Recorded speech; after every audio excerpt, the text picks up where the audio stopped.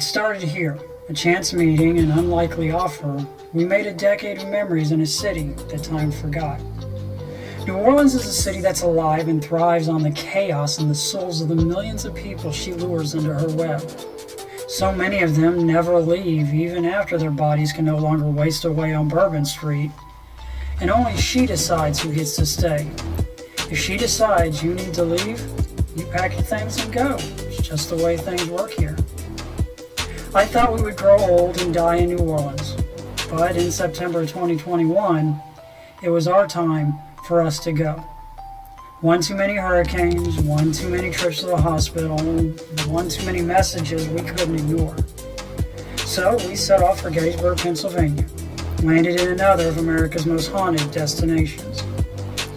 We didn't expect much of anything other than a public battlefield and a good place to tell ghost stories to eager tourists. But Gettysburg is unsettling.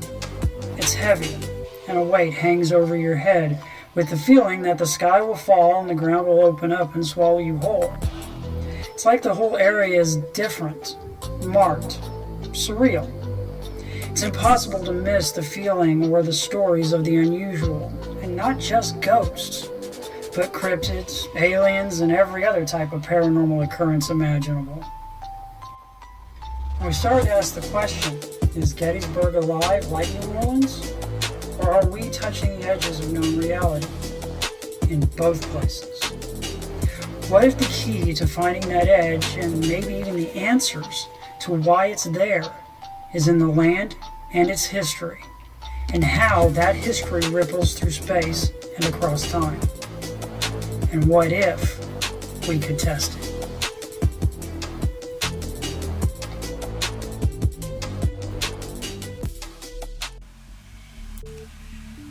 So the moments I started to realize that there was more to this thing we called the universe,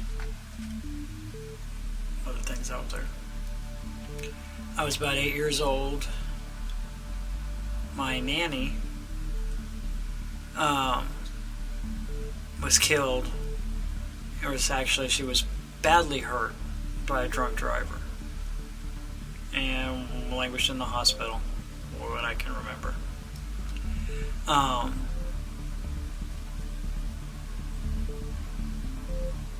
couple days into it, she died.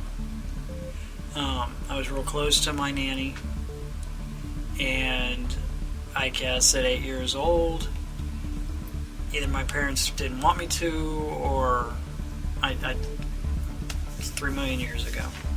I didn't go to the funeral, so I was a very, very angry little 8-year-old. And 3-4 days after the funeral, just as solid as my lovely wife sitting here in the room, my nanny showed up in my mother's living room. Told me that she was fine, that she wasn't hurting, that she would always love me, and that she would always be there for me. Disappeared. So in the mind of an 8-year-old kid, it wasn't something to be scared of. It wasn't a spooky ghost. It was, what the hell just happened to Nanny? Where did Nanny go? So this is many, many moons before the advent of the internet and computers, and barely the 80s. And so I started going to the library, and I started trying to find what I could at that age of everything on the paranormal and ghosts and life after death, and that's just led into 30 plus years of asking why. For me, growing up, the paranormal was hardly anything. It was just normal. I grew up with my family telling us ghost stories, our family ghost stories. as bedtime stories. These were not meant to be scary. It wasn't meant to disturb the children. It was a reassuring thing that we talked about how our family members had come back to visit when people passed on. And there was kind of an always discussion about death, and there was an always discussion about the possibility that there was not only life after death, but that you could come back and visit here even after you had passed on. And I did not have any kind of frame of reference to know that other people didn't believe that. Not everybody grew up with the idea that, of course, ghosts are real. Of course the paranormal happens. Of course these kinds of things occur, and we just don't understand why. I was like, okay, yeah, sure, science doesn't know what's going on, but that doesn't mean that there's nothing going on. It means that it's not understood yet. And I always approached the paranormal in that way because it's literally the way I was raised and what I grew up with. I was really, really shocked when people who had scientific backgrounds told me that ghosts don't exist. I'm like, well, that's cute because I've seen them. Things here seem to be much more in your face than what we're used to back home. Hell, like I've said, 3 days after moving here, coming off tour, and I have a full body apparition encounter with a Confederate soldier in the alleys behind the ghost hunting shop. Full-bodied apparitions, the type of paranormal activity here in Gettysburg it seems to be stronger. As anybody who knows me, who's been on my tours, who has listened to me talk paranormal for longer than 5 minutes about Gettysburg will tell you, Gettysburg has a different feel. You come into the boundaries of the borough and you can feel it. Something off. It's heavy. And yeah, I know the whole, okay, most of the town is a bloody battlefield, and what happened here on 3 hot July days in 1863, I mean, Christ, we live on the battlefield. Where I'm recording this right now is the first day's battlefield. Right here.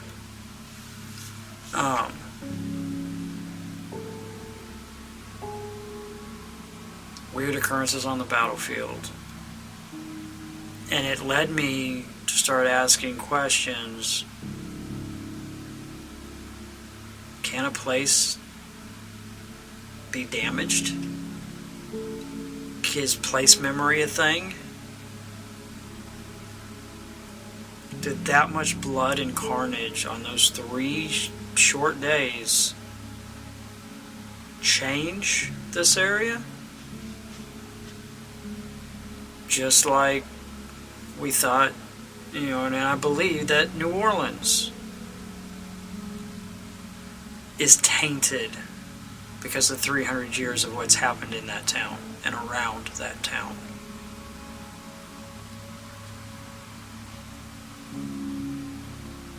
You walk around downtown Gettysburg. Keep in mind, Gettysburg is almost just a little bit, not by a lot, just a little bit bigger than the French Quarter. But not by a lot. You walk around Steinwehr, down close to the edge of the battlefield on the Emmitsburg Road. Late at night, because I did my tours, and then I'd walk to my car in the parking lot by myself, just after midnight. It's quiet.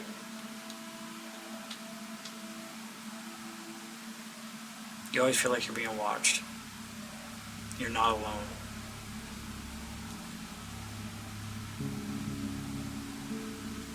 The things here, for lack of a better not explanation, but lack of a better way of putting it, is in your face. The paranormal activity here, the haunted buildings, the out on the battlefield. Example. We first moved down here, we spent 2 weeks in a hotel while we hunted for our house. The Red Carpet Inn, out on the Emmitsburg Road.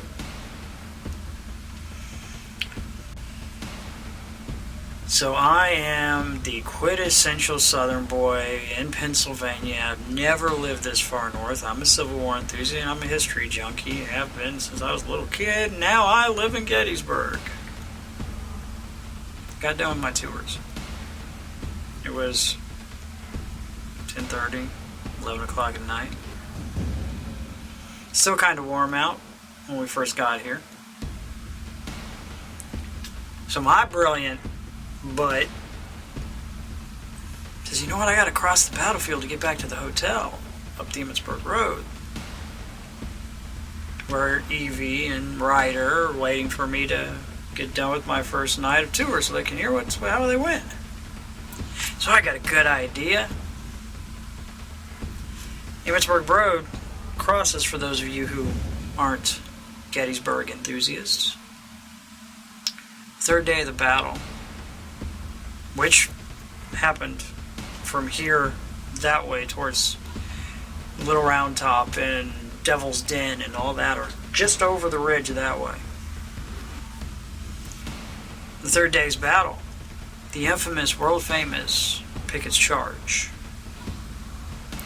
And as Pickett's divisions, actually, let's be historically accurate so somebody doesn't bitch slap me, Longstreet's divisions came out of the woods, and they walked across that 1.5 miles of open farmland towards the Union lines. They crossed the Emmitsburg Road to what's known as the high water mark. The carnage on that day in that field is unimaginable.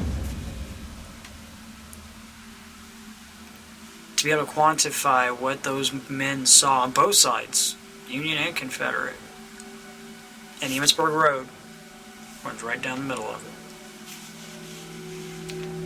So I hop in the car, get ready to head back to the hotel, roll my windows down, open up the moonroof, put on some Civil War music. Now, as I said, there's not a lot of people who live around here, and when sun goes down, they roll the sidewalks up, and this town gets damn quiet. So you don't have a whole lot of traffic on the Emmitsburg Road. So you can slow roll as you're going. It's only 25 miles an hour down that part of Emmitsburg anyway. But you can slow roll. Now keep in mind, you are not allowed to stop on the national battlefield after the sun goes down. It's against the law. But you can slow roll. So I did. Listen to Civil War music playing in the background. You can see the monuments silhouetted in the moonlight. There's the creepy ass Pennsylvania fog down in the dips of the road where there's everything else is clear, but you got that fog crawling across the low areas. Moon shining. Not a single cricket is making a sound. It's silent. Sound of slight breeze blowing through the windows and my tires on the gravel doing about 3 miles an hour. Then I start hearing yelling coming from the wood line off in the distance. One rifle shot. A couple minutes, second rifle shot. I can hear men yelling. Now, can I prove beyond a shadow of a doubt that there weren't people off in the area of the Confederate lineup for Pickett's Charge? No, I can't. Was it probable? There is no way in hell on a Thursday night, 11:30 at night, somebody's in those woods, because park rangers have zero sense of humor, and those park rangers would be on them like stink on poop. So as far as name-wise, I've just decided to go with, we're just going to do Nope, Pennsylvania, because I've still got people in New Orleans, Mad Dog, and then the New Orleans Paranormal Explorers are just going to use Nope, I think Pennsylvania. TC is still using Nope too. It started as an acronym, and that we came up with the name in a Mexican food, in the parking lot of a Mexican food restaurant in Hannibal, Missouri. And it was our after-con big dinner. We went out and we actually went past a Mexican food restaurant that looked right. And we're all a bunch of Texas kids, so when we see a place that looks like a Tex-Mex restaurant ought to be, we got out of the car and we sniffed and it smelled right, and then we were all like, all right, let's go try. Yeah, I know that Canada's right there, but I don't care. It was good. Somebody knew what they were doing. It was good Tex-Mex food. But as we were walking into the restaurant, we were talking to each other that was like, man, we were exhausted. Hannibal's a long way from New Orleans. And we had just had a 3-day outdoor festival. We were exhausted. We were talking about, man, we need a break. We need to do something that we're not doing for money. We want to do something that all of us consider fun. And we got to talking about ghost hunting. And we should do ghost hunting just as ASI. We should get together and we should go scare the pants off of each other looking for ghosts. They'll be great. And it's like, okay, well, and we all got excited about it, except for one of our members went by Zombie, is David Ornday. And he, literally Hispanic dude from Brownsville. And he was just kind of like, I don't know about this, I don't know about this. And everybody else, there's 6, 7 of us, something like that, who were super excited about it. And then there was Zombie, who was just like, y'all are freaking nuts. And so he pops off and dude's like, okay, well, now we're going to do it, we need a name. And Zombie pops up and he goes, why don't you call it Nope? And he started laughing, and everybody laughed. It was like, that's great. And this one says, yeah, but how are we going to get an acronym for Nope? And I was just like, and I literally stopped in the middle of the parking lot. My eyes got this big. I was like, New Orleans Paranormal. I need an E. That's it.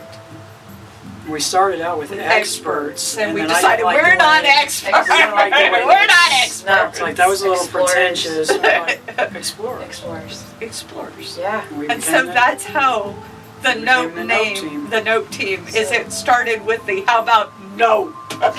That's why we're not just going to concentrate on ghosts or UFOs or crypto. Bigfoot, any of those things. Because I think they are all And that's why I really like connected. that history aspect of it. Because it's like, there's a basis, there's got to be some type of basis that's adding to this. Like, where I used to work at the photo studio in town. Yeah. And we had a paranormal group come in that got their photo done, and they're like, oh, is this place haunted? Is this place haunted? And I'm like, I mean, the building wasn't here. It was built in 1904. It was, it was in part of town, so there probably was battle, or it could have been a pasture or something. So, Anything could there's have happened here. not any experiences we've had. And are people what make it haunted? You sit on the bridge and do this? Yes.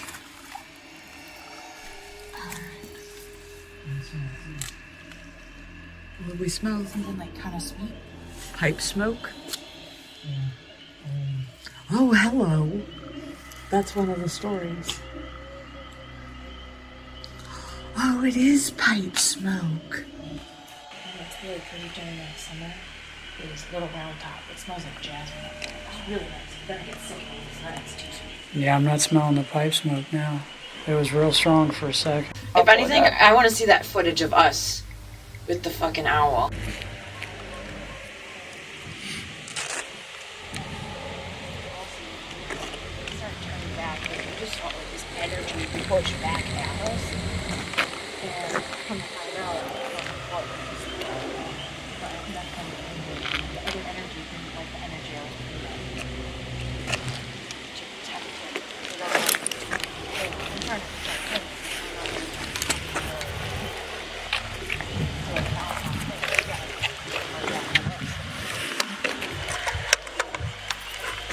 Helicopter. I'm surprised it's not lower.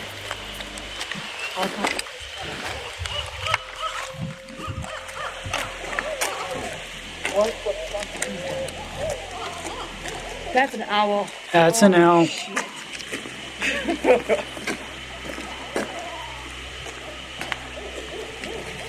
Where are you, buddy? He was right up there in the tree. Oh, I see him. Hi. Thanks, asshole. I think I just shat myself. Holy fuck, I have never heard an owl sound like that before. Neither. Even the time when we were It here. sounded like a monkey. Yeah, thought it it was sounded like a laughing. monkey. I was just Holy. like, oh shit.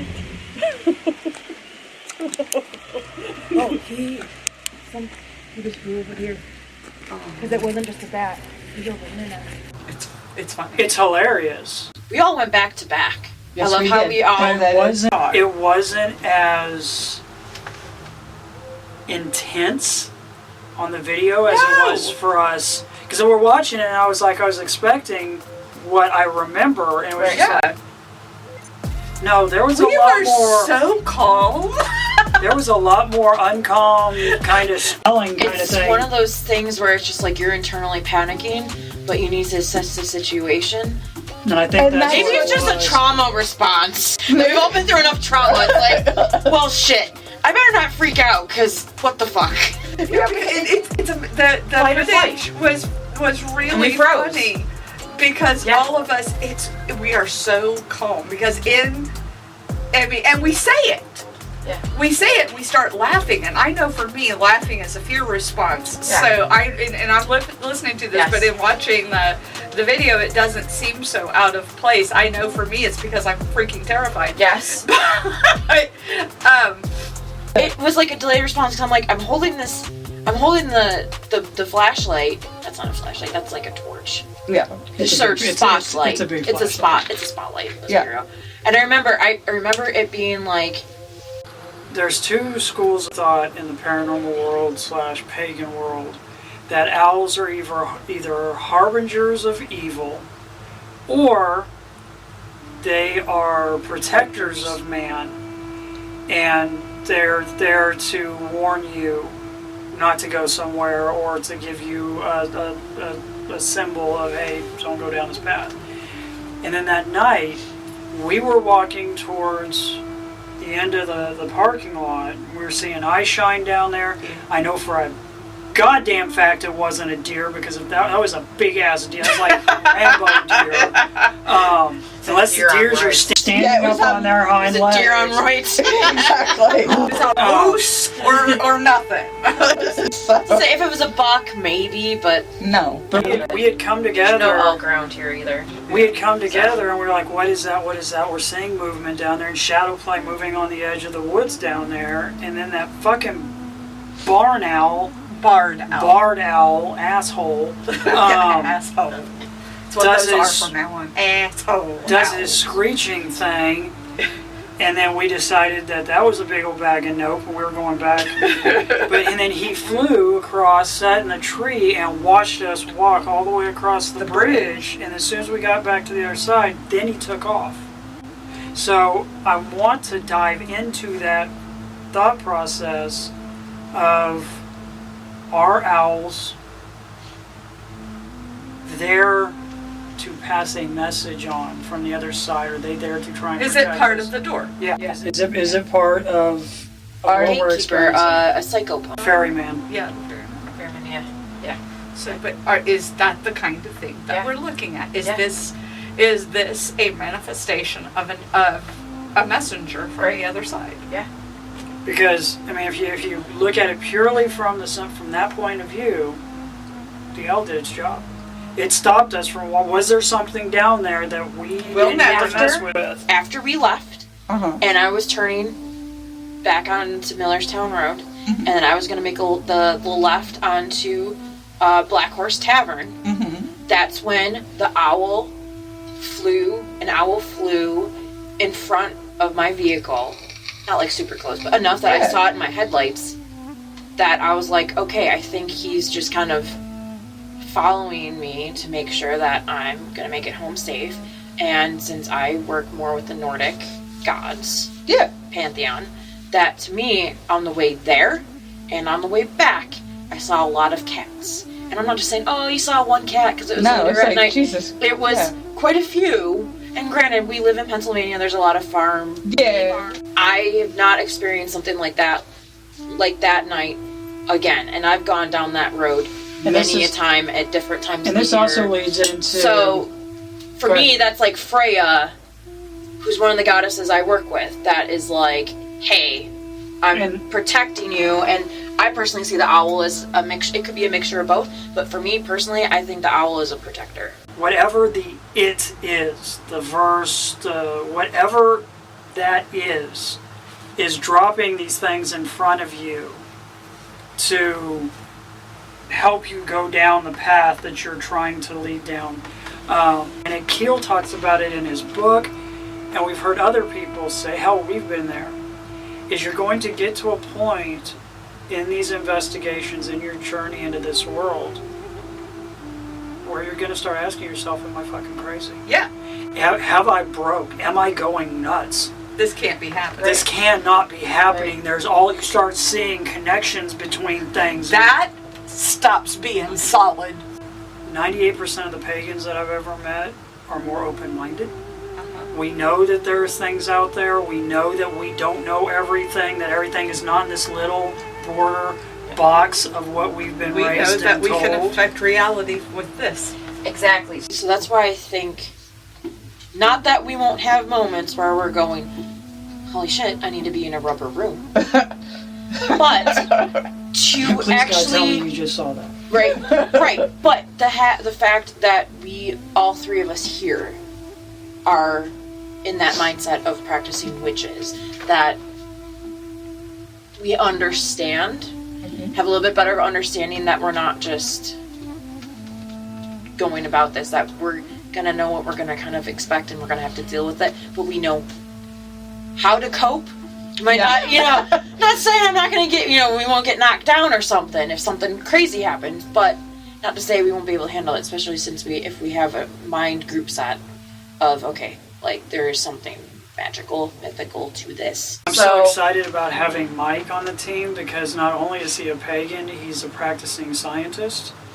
So the way his brain works and how he analyzes shit, I'm excruciatingly interested into seeing.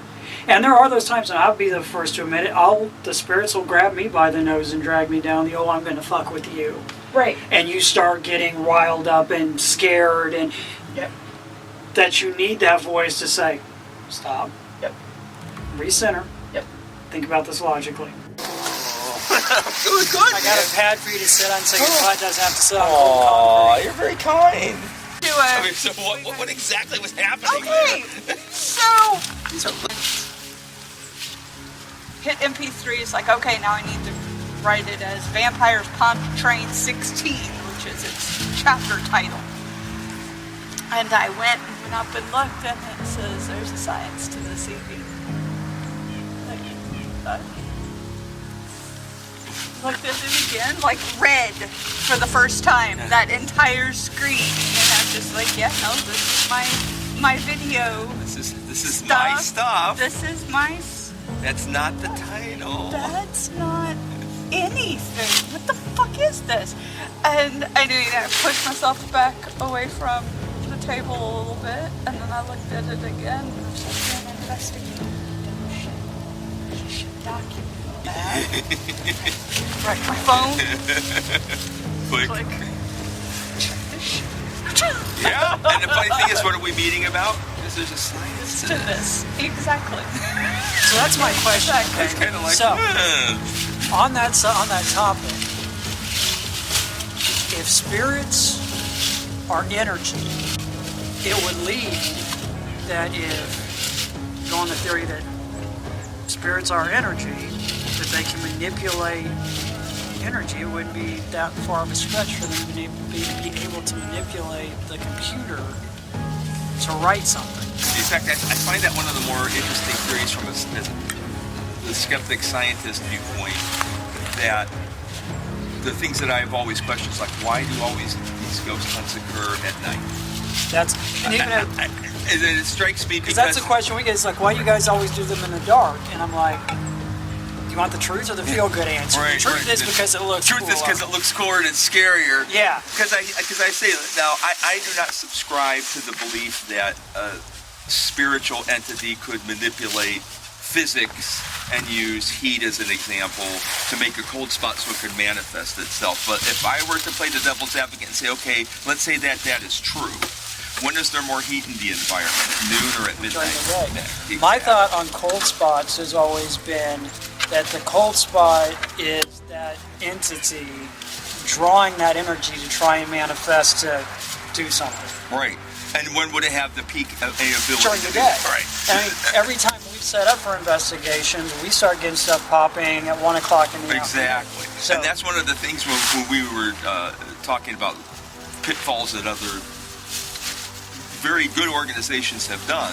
That's one of them, because they're kind of shooting themselves in the foot. They're saying that they're using heat energy to manifest an action or themselves in some way. However, they do it at the time of night day when when it's there's cooler. the least energy available. And I think that whole thing has always been because it is cooler, it's creepier. It is. Now, I will, on the logic side of it, say, okay, yeah, because the world quiets down a little bit, it's quieter at night, you don't have so much stuff going on. Right, so that would be a receptor thing, not the transmitter thing, right? So I agree completely. So maybe our senses are a little more attuned to pick up on things at night because there's less distraction. Yeah. But that's why using scientific instrumentation kind of eliminates that, if you will, problem of our perception being distracted during the day. There's thoughts going through your head. It's the work day. There's things happening. All very distracting. Traffic running on the road. Exactly. That's one of the only annoying things about the park, other than the oppressive heavy feeling that I think hangs over the entire park. Yeah, really. But that's just coming from an observation. It is. But yeah, the point. So that would be a receptor. So I would agree that it's much more likely for human beings that are here and alive now to pick up on things at night, because it's also part of our evolution that a lot of predators hunt at night. So we're kind of attuned to be very acutely aware of things like sounds or visual things that don't belong Movement. at night. Yeah. But that's a receptor thing. On the transmitter part, if I was a spirit trying to, and I need to use energy to manifest myself a few times, it's going to be like 12 noon on the equator. Yeah. Or I'm going to have enough energy to actually do this stuff. So it's one of those things where, do I have an answer to that? No, but the problem is the explanation we're given, the paradigm of their theories kind of defeats itself, and it's kind of a built-in factor to those kind of investigations. So if you're going to claim that the reason we're able to see these is because they're using that energy, then theoretically that should be happening far more when there's more energy in the atmosphere. But it tends to happen at night when there's the least amount of energy in the atmosphere. Part of that can be compensated by our senses. Part of it might be, or maybe there's another theory we should be looking at. And that's where science kind of comes in. We take a global look at things, because even in science there's a tendency to form beliefs. Yeah. Because it's one of there's a series of caverns in Western Virginia, not West Virginia, Western Virginia, that were long, I mean, like from the 1920s and late 1800s even. Some of them were tourist caverns. You know, they were big caverns, and people who owned them would charge admission, and you could go in and see these caverns. So that's been going on like forever. So that's why I got so pissed off on the one we're shooting it, and it's like, well, you know, we got to make sure there's nobody in there. So the spelunkers that were with us, we all go in, we look around, we check everything out, we ask the people up at the gate, does anybody come in? Okay, well, nobody can come in, make sure it's clear, put up barriers, They're like, we're going to stand here and make sure nobody goes in. I go up, because you shoot from the top. I go up on top of the hill where the cavern's in. I start running things, and it's like, all right, who the fuck just went in the cavern? Yeah, I said you had to keep everybody. I mean, this is really starting to piss me off. This is like the third or fourth time, and they're like, dude, there's nobody going in the cavern. And I'm like, yeah, that's bullshit. So actually, I got so skeptical that I had the friend who was with me, he does the FaceTime. He goes, I'll just aim my FaceTime camera so you can watch the entrance of the camera, because they walk through, there's nobody in there, and he's watching it. So I can look on my phone and see inside their cavern. I was like, okay, I'm starting to test again. And sure enough, it's running. About 15 minutes in, you get this big, it's a biphasic, it's what you look for, to me, it's a person. And it's like, and I'm looking over, it's like, so they said, so what's doing that? I'm like, something with about the mass of the human being walking into the cavern. They're like, but you can't see anything. I said, I didn't say you could see anything. I'm saying something with the mass of a 120 to 190 pound person, somewhere between 5 and 6 foot tall. Something went under the sensor. Now science says, and that's what I can tell you. Do I know what it was? Oh, I have no fucking idea what it was, but there was nobody going in and out of the cavern. There's nobody going in and out of the cavern. But it's kind of like, so they said, so now do you believe in stuff? I said, well, I believe that something with that mass passed under my sensor. I'd be very open to suggestions as to what that might have been, since I didn't see any fucking thing going in there. And that's where science comes in. It's not that I'm skeptical about could there be a phenomena, but I got to see the data, and when I'm watching the data and I see that, it's like, okay, now how do we explain that? And I'm saying, and that's my approach. I don't ever say, like, that guy sounds like he was a little mind blown, like I can't explain it, so that means it must be something unexplainable. I'm perfectly cool with something unexplainable. So it's like, what are our possibilities? Because if spirits are just energy, that has very little mass. Yeah. Light has mass, but very little mass. So then what's triggering this piece of scientific equipment? Right, and the only thing this senses is changes in gravity. And the only thing that affects gravity is mass. There's nothing else in the universe. That's why the moon circles the Earth. The Earth has a big mass, and it won't let the moon go away, because it affects it. Because mass is gravity. So it's measuring gravity, but what we're looking at is mass. Kind of like GPR. What we're measuring is time. When you look at a ground penetrating radar, all you're getting is time. Numbers that are time. But what do we convert that to? The depth of certain objects. Because that time, if we know the velocity of that signal through the soil and back, tells me how deep that is based on the time. So the fact you can't dispute. So it's like, so something with human-sized mass keeps walking underneath my sensor. What it is, we have no clue, but it is Right. something is there. And I'm totally open to. But you see, this is what sparks true investigation. So when you have the data and it's in front of you, then it's your job as a scientist and as an investigator to explain that data. You don't manipulate data. You manipulate what your explanation is to meet the data, not the other way around. So I mean, totally open to what that could have been. You follow the facts where the facts lead you, Exactly. how we want them to go. And because what we're trying to do with science, the only thing that science is trying to do is take out things like random chance and things like your bias as an investigator from the process. It's not trying to deny the existence of anything, or for that matter, prove the existence of anything. What it's trying to do is make it an honest assessment of what could be going on. Understanding and then explaining, possibly. Exactly. And then when we come up with an explanation, that's where we then test. Okay, if that explanation is true, then this should happen and this shouldn't happen, and that gives us actually something to test. But one of the instruments I'd like to make that this John guy potentially could help us with is, one of the things with ghost hunting is you'll have Lisa over here with an IR camera, and Cedric over here with a multi-spectrum camera, and 2 IR cameras covering the whole area, and somebody with a thermal out back sweeping the backyard, and then somebody will call out, oh my gosh, this just happened. And then finally everybody runs together, and invariably when they all get together, it's no longer occurring. It's already gone. I mean, that's just the nature of a temporary phenomena. So what I would suggest is that we want to combine those sensors. So my one idea is we would put a visual camera, an infrared camera, a thermal camera, and a multispectral camera mounted on like a gun stock or something that points them all in the same direction, and all of those imaging shows up on a screen. So at one time, because if you could say it's not visible, but we have IR and thermal, but nothing on the multi-spectrum, that actually gives us data we can work on. That's telling us about the physical property of whatever it is, but if you can't have them all at the same time together, there's no way to get that data. Our goal is we want to find it. We want to confront that and then try to explain it. And I have a theory that where I see this going is for every question we ask, there's going to be more and more and more questions to the. Well, I mean, it's like who was it? The name's right there. Wrote Mothman. John Keel. John Keel. Keel. Keel said that once you really got off into this subject, there's going to come a point where you're asking yourself, am I crazy? Have I actually lost my mind? Because you get off into this and whatever is out there says, oh, you actually want to ask questions? Here you There's the go. science. Right. There you go. There you go. Yeah, there's a science. There's a science to this evening.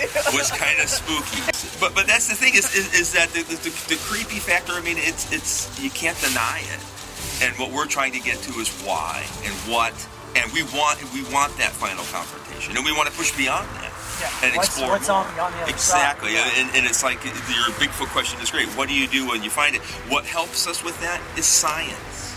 So if we actually prove this, well, then that sets up what this is going to be, because there's a method, there's a protocol that we will follow. I would say it's an algorithmic kind of thing. Well, that's the whole point of science, Right. is to not know and try and find Right, the answer. and if I don't know, it's okay, because if I said anything beyond I don't know, what I'm doing then is putting my ideas into the process. So I don't know. So like if we get to the point where something happens and I go, I don't know, that doesn't mean it's bad, doesn't mean it's good. What it means is what I don't know. I don't know. And I'm comfortable with that. Well, some people aren't, but there's a lot of stuff science doesn't know. And as I said, as a tool, I think there's a lot of stuff science is ill-equipped to even look at. But it's what That's we the other have thing to apply. The other thing I'm kind of excited about is getting us, you, and John in the same room. And, okay, we're trying to figure out how we document this. Yep. And then we start the invention process. Okay, what if we could do this? Is there a way we can get it to do this? Right. I mean, he does a lot of the technical aspect of that, so I could bring a lot of theoretical, this is what we need something that can do this, and then it's somebody else who would design how that happens. And that's what I'm And excited that's to where- see, right. the equipment that this operation births. Exactly. Because, we're trying to, okay, I need to try and show this. And There is nothing on the face of the planet once that that's is gonna out do there, that. hopefully other groups will use it, because that's where you're going to get bigger databases, because of course the bigger the database, the more confidence you have in your conclusion. And that's always been one of my problems too. One is the ghost hunters don't talk to the crypto guys, don't talk to the UFO people, ufologists. exactly.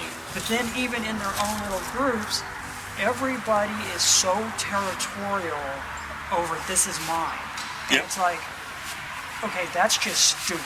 But the one big one is the ghost hunters, the crypto guys, the Sasquatchers, and the ufologists. You're starting now with Fortean thought process and high strangeness, and you're starting to see people kind of start leaning towards there's a connection here. But if you walk into a Sasquatch convention and say I'm a ghost hunter, you can watch the door slam shut and they bristle and all it's. People, Mike's had experience with that with the UFO. Yeah, I can Yeah. tell you I had the same experience With with the the UFO folks. folks. Sometimes when you bring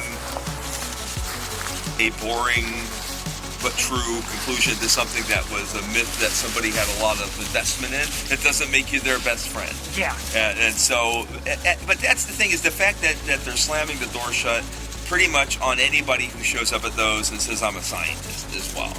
So it's a two-way street. You hear a lot of people in ufology, Sasquatch hunting and stuff, saying, well, no scientist wants to help us. But I can tell you, coming from the other end, if I show up at a big Sasquatch meeting and I say, well, I'm a scientist, basically the door slammed in your face. So how do you... Greetings, y'all. What you just got done watching is a little glimpse behind the veil into the Note Pennsylvania team and our beginnings here in Pennsylvania. Wanted to take a moment to crawl through your screen, come into your living room, sit down between you, offer you up a cup of tea.